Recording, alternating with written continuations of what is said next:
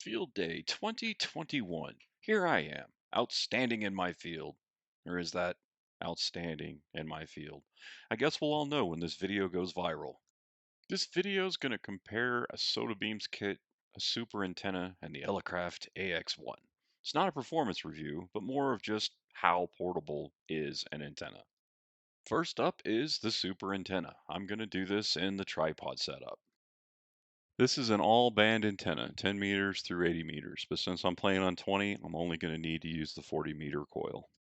Antenna is rated to about 500 watts. Apparently the 80-meter coil will take it down to 300, so I guess my 5 watts will be just fine.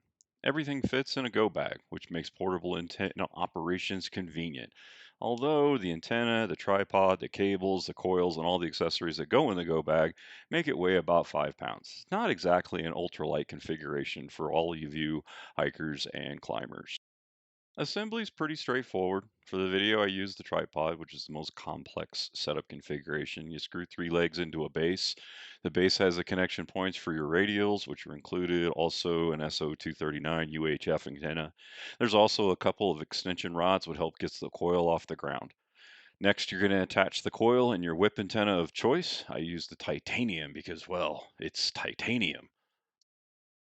The radials are pre-cut from the manufacturer and have tags so you can label them. Like any group of wires or cables, these things can get messy, twisted, and knotted. So I used some old hotel room key cards. They didn't cost me anything and they help keep my cables fairly knot-free. Additionally, I can stick the card into the dirt or the snow to keep some tension on the cables to keep them from coiling back up to mama.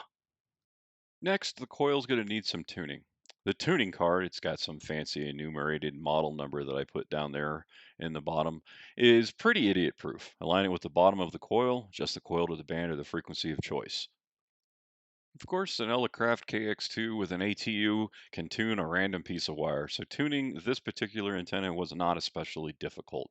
Although I will say the radio works the relays pretty hard to get the coil loaded up properly, compared to a random piece of wire, a dipole, an infed, etc. Next up is the SOTABEAMS 3-band portable dipole antenna system. This packable antenna is pre-set up to handle 20, 30, and 40 meter bands. The SOTA folks say it can handle about 125 watts of power. Again, my KX2 is pushing a maximum of 10 watts on the lithium pack, so I'm not risking melting or burning anything up. In the interest of finding the most complex setup, I assumed my POTA friends would not be able to throw ropes into trees, dig holes, or do anything else to a park. So I'll show you an inexpensive but self-supporting setup. I bought the cheapest but longest fishing pole I could find, which turned out to be a Shakespeare Wonder Pole fishing rod. This will extend to about 20 feet in length. However, when loaded with the antenna, you're only going to get about 17 to 18 feet off the ground. Then there's my trusty Home Depot 5-gallon bucket. Filled that with a few 1-gallon Ziploc bags of sand, and that makes a pretty stable anchor point.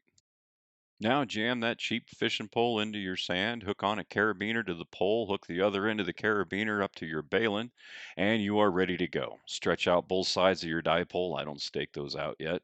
Then stretch out your coax to your workstation. Again, I still don't stake anything yet. Fully extend your pole, and then once you've done that, now you can anchor out your dipoles and your balun guy lines. Some of you are shuddering. But we were told we were going to be in a park with rules and I can't use tent stakes.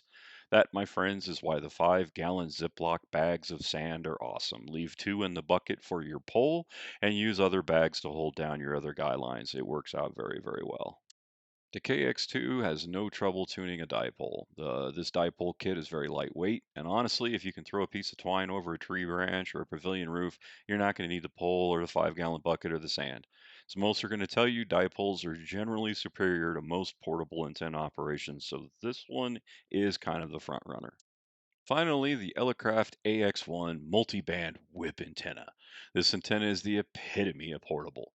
Setup is ridiculously simple and probably the lightest system in the group shown today. All you got to do is make sure the switch is positioned to your desired band. Yep, mine's to 20 meters. Hook it up to your radio, drop a radial off the side of your radio, and let your antenna tuner do the work. It's not the greatest antenna out there, but if all you want to do is get on the air, then it's very functional. That's the end of my field day with 3 different portable antennas. I hope you got a little something out of this. Now you can judge me. Was I simply outstanding in my field, or is this video proof that I am outstanding in my field?